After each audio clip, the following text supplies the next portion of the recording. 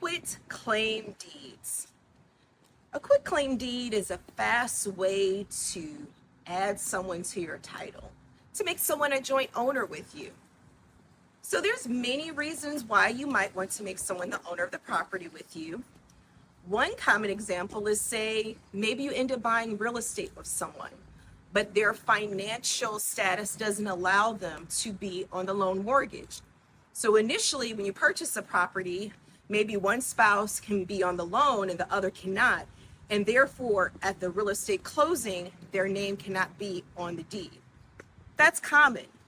Now, if that happens, a lot of times the spouse who is the borrower, after the property closes, they'll sign a quitclaim deed, adding them to the property. So one reason you may add someone to a deed is that they initially didn't qualify for the mortgage. And for that reason, you have to do a quitclaim deed later. What's another reason someone might want to do a quitclaim deed? They may just want to add their child to avoid probate, knowing that if they die, they automatically know that their child will become an owner of the property. Sometimes people add someone to the deed as a gift. They just want to give someone real estate. Now, there are other reasons that you might add someone to the deed, and it might be for property taxes. Some people may know that they move in their senior parent or their senior loved one, and they want to receive that senior benefit, that senior tax deduction when it comes to property taxes. So that may be a senior exception or a senior freeze. So they add the senior to the deed so they can qualify for that reduced property tax amount. Now, these may be good reasons depending on your circumstances.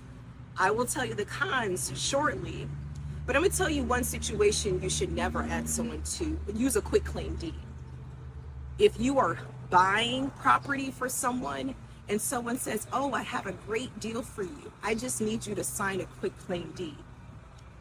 It's bad because a quitclaim deed provides no warranties. It provides no protection as to if that person actually owns a property. So for instance, I'm walking outside of this office complex. I could give you a deed to this building and say, "Hey, you want a quitclaim deed for this property or this office complex?" And you say, "Yeah." And I'm saying, "Oh, I'll give it for you for $10,000. But here's the catch. I don't own the complex. I don't own the Sears Tower or a large building. I don't own that vacant land, but I tricked you by giving you a quitclaim deed." And that happens more than you would think. I come across clients, they say, "Dionna, I got a really good deal on some vacant land, and they're going to give it to me for $5,000 and give me a quitclaim deed." That's wrong for so many reasons. There could be liens on the property.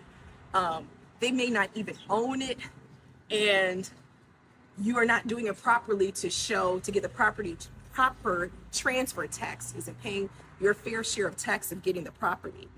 So I highly caution anyone taking a quitclaim deed for a stranger in exchange for any services or money.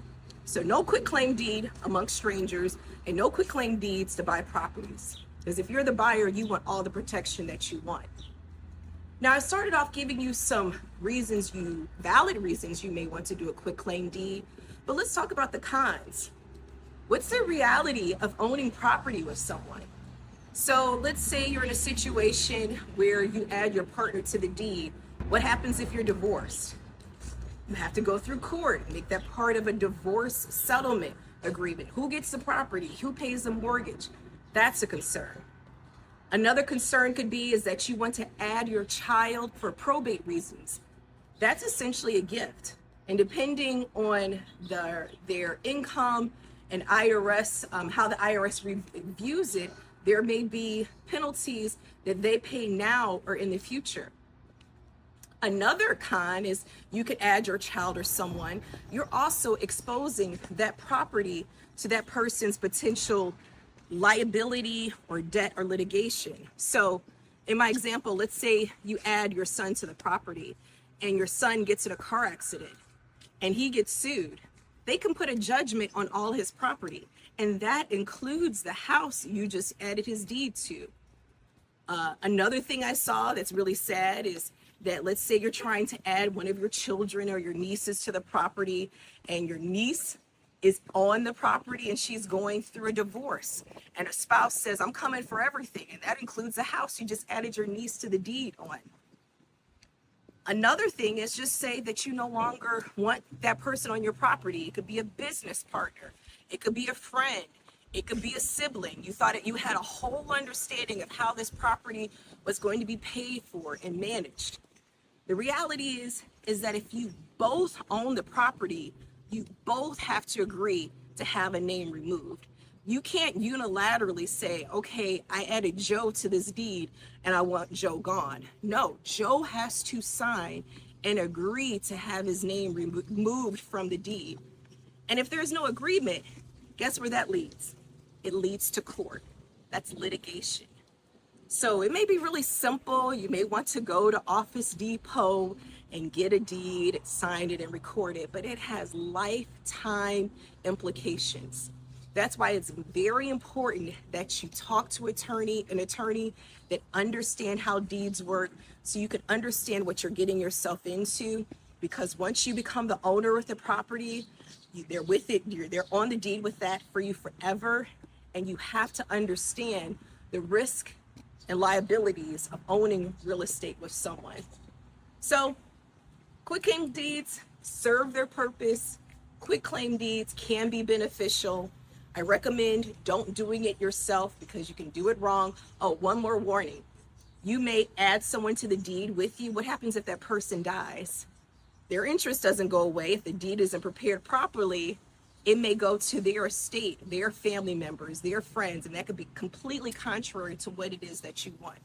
So, final piece of advice, quitclaim deeds can be great, but be careful, cautious, and seek legal advice. All right, take care. Bye-bye.